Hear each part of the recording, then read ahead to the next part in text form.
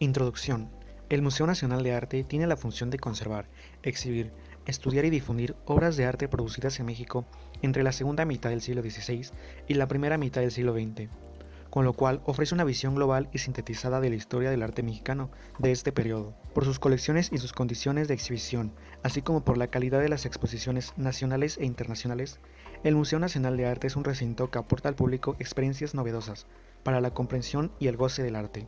El inmueble, que antiguamente fungía como Palacio de Comunicaciones y Obras Públicas, por decreto del presidente José López Portillo, la edificación fue cedida al IMBAL, por conducto de la Secretaría de Educación Pública, y el 23 de julio de 1982 abre sus puertas como Museo Nacional de Arte para goce del pueblo de México. Localización.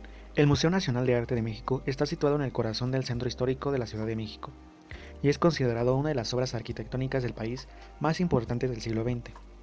En un edificio marcado con el número 8 de la calle Tacuba, en la Plaza Manuel Tolsa, alberga una colección representativa de arte mexicano, desde la era virreinal hasta la década de 1950. El museo es uno de los más visitados de la Ciudad de México y uno de los más importantes, pues es casa del arte mexicano.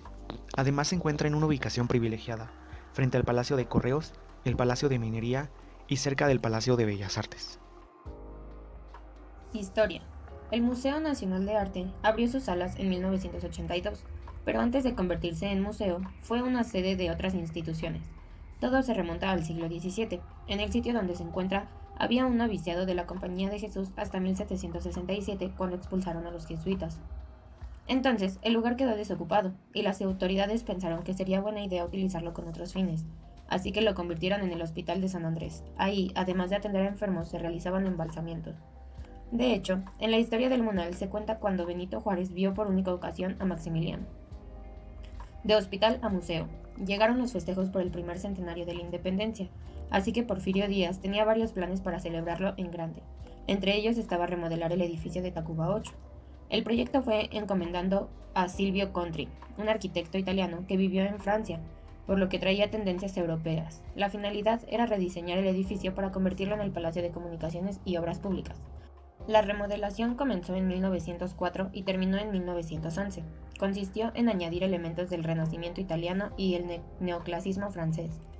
Contri invitó a Mariano Copedé a colaborar en el proyecto, y él trajo a sus hijos, quienes se encargaron del mobiliario y los frescos que hay en el techo de las escaleras y en el salón de recepciones. Las escaleras que están en el vestíbulo del Munal son las segundas mejores del país. Es una escalera de espiral hecha con mármol y con trabajos de bronce y hierro. Y finalmente, en 1982, hasta nuestras fechas, fue convertido en el Museo Nacional de Arte.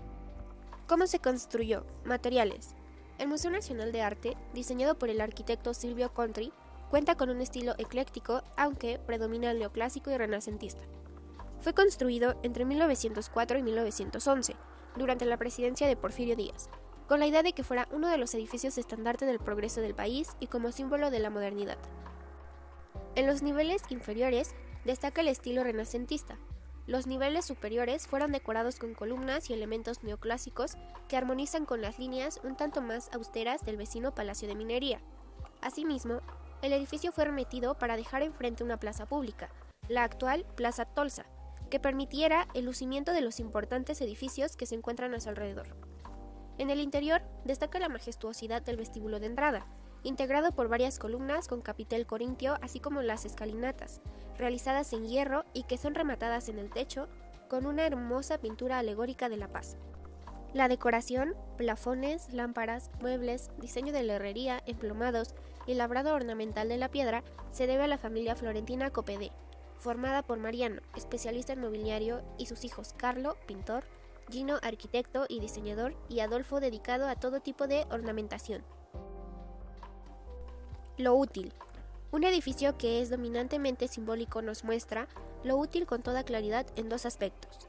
El primer aspecto, denominado como lo útil conveniente, se refiere a lo útil como aprovechamiento del espacio delimitado o habitable, estar e iluminar.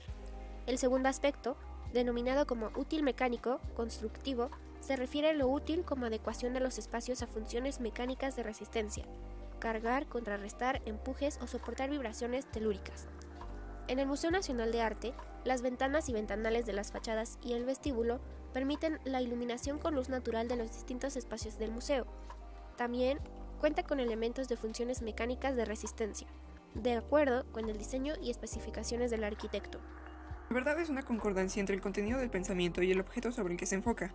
Existen 5 formas de verdad arquitectónica, de las cuales se pueden identificar en un museo las siguientes. Concordancia entre material de construcción y apariencia óptico-áptica.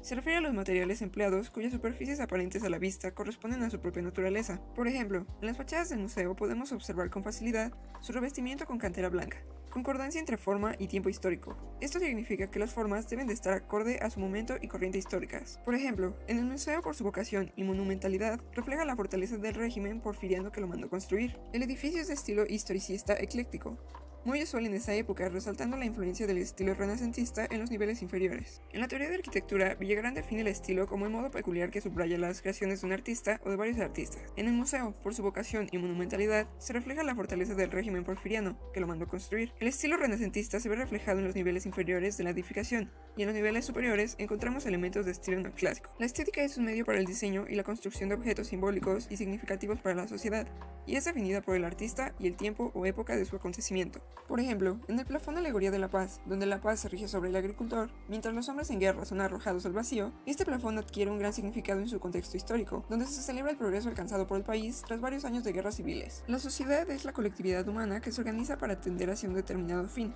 Esto es hacia la objetivación de una cultura. Al observar una obra arquitectónica podemos comprender una buena parte de la cultura dentro de una sociedad. También se comprende el tipo de organización que se mantiene y cierta parte de costumbres, no solo artísticas, sino cotidianas del medio, incluso histórico. Un ejemplo, que es una de las partes más llamativas del museo, son las escaleras y los descansos del edificio, los cuales resultan impresionantes debido a su decoración, que reflejan el aspecto de elegancia, riqueza, prestigio y modernidad de la obra y de la época.